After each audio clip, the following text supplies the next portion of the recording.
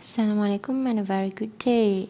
So today I would like to share with you the suggested solution for past year's MFRS 140 IP. So let's look at December 2019 first. Question 3A. State whether the items given below are classified as investment property in accordance with MFRS 140 IP. Number 1. Land held for short-term sale in the ordinary course of business. So this is not an IP since the land is actually for the sale in the ordinary course of business. So this is actually MFRS 102 inventories. Right, number 2, a building that is vacant but is held to be leased out under one or more operating leases. So yes, this is an IP. Alright, let's look at B. Busu Property Berhad, BPB, is a local company based in Kota Kinabalu, Sabah. On 1st January 2017, it acquired a piece of land and a 10-story building for Rm2 million for the land and Rm8 million for the building. A trade discount of 10% of the purchase price was given on the acquisition of the building. Right? This is for building. Legal and registration fees of 250,000 was also incurred in connection with the property, of which 20% is related to the land. So out of 250,000 legal and registration fees, 20% belongs to the land and the remaining 80% belongs to the building. The land is currently being held by BPB for long-term investment purposes. So long-term investment purposes here serve the purpose of IP, investment property. Right? As for the building, BPB uses the ground floor as its main office and the rest of it was rented out to various tenants. So seems like this shows you the building has dual uses, right? Each floor of the building cannot be sold separately as per agreement with the tenants. So total monthly rental received by BPB is 350,000 and it is estimated that the economic useful life of the building is 20 years, right? So the fair value given for land and building on 31st December 2017 and 2018 as follows. BPB adopts the fair value model in measuring its investment property. Right, so since in this question stated that each floor of the building cannot be sold separately, means that either the whole building will be capitalized as IP or the whole building will be capitalized or classified as PPE, provided you have to fulfill a certain criteria for it to be classified as IP or PPE. So let's look at the accounting treatment for B1. For land, land is recognized as IP under MFRS 140 IP as the land is held for long-term purposes, right?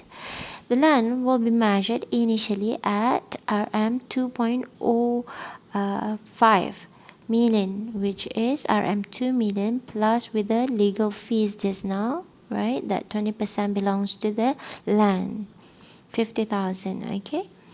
Next, as at 31st December 2017, there is a gain on fair value of RM 450,000, which is 2.5 million minus 2.05 million.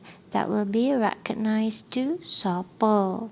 Right? So this is changes in the fair value. So you got gain on fair value. Right. Next, what about the properties of a building? Since the owner-occupied portion is not significant to the whole arrangement, which is only 10%, and the building cannot be sold separately, therefore the entire building is an IP, right? So since the building cannot be sold separately, right, you can classify the building as an IP because the owner occupied portion is only 10%, which is insignificant. Next, it will be measured initially at the cost of 7.4 million, which is 8 million minus the trade discount of 800,000 plus 200,000 the legal fees. Since the company adopted fair value model, therefore no depreciation is to be provided. As at 31st December 2017, there is a gain on fair value of 400,000, which is RM 7.8 million minus 7.4 million, the carrying amount. That will be recognized to SOPL. So the journal entries for B2, debit SOPL decrease in fair value or loss in fair value 100,000, credit investment property land. For the second journal entries, debit investment property building, credit SOPL gain on fair value 400,000, right? This is for 2018 for the land and also the building. Alright, let's look at 3C. On 1st January 2015, Tampanak Berhad acquired a building in Semporna for 15 million. The building was mainly used as its main office and depreciated on a straight line method on a yearly basis over 20 years, right? So at first, on 1st January 2015, the first paragraph shows you that the purpose of the building is for main office. So it is MFRS140 PPE. So let's look at the second paragraph. On 1st January 2018, due to unforeseen circumstances, Tampanak Berhad had to relocate its main office to a new building in Lahad Datu. The building in Semporna was rented out at a market value of 150,000 per month. At that date, the fair value of the building in Semporna was 12 million. So as you can see here, for the second paragraph, it tells you that the building in Semporna, which was firstly acquired to be used as main office, has now changed in use on 1st January 2018, and you had rented out the building to other parties. So what about the accounting treatment? On 1st January 2018, there is a transfer from PPE to IP. There is a change in use from owner-occupied property to rented out. The carrying amount of the building on date of transfer was 12.7 million, which is 50 million minus the accumulated depreciation for 3 years, starting from 2015 until end of 2017. Any difference between the building's carrying amount and its fair value is treated in the same manner as a revaluation in accordance with MFRS 116, because initially the building is classified as PPE, right? So at the date of transfer, there will be a revaluation. Okay. So the difference between 750,000, all right, the carrying amount. The difference of 750,000, which the 12.75 the carrying amount compared with the fair value given on the date of transfer, will be treated as a deficit on revaluation under MFRS 116 PPE, and it will be charged to SOPL. Right.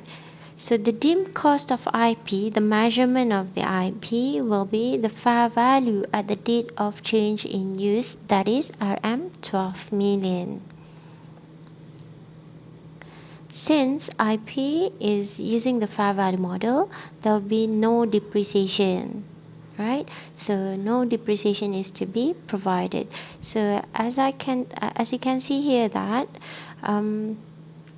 Firstly, you have to settle the part of PPE before you reclassified it to IP. Just not to get yourself confused. So settle the PPE part first, which is the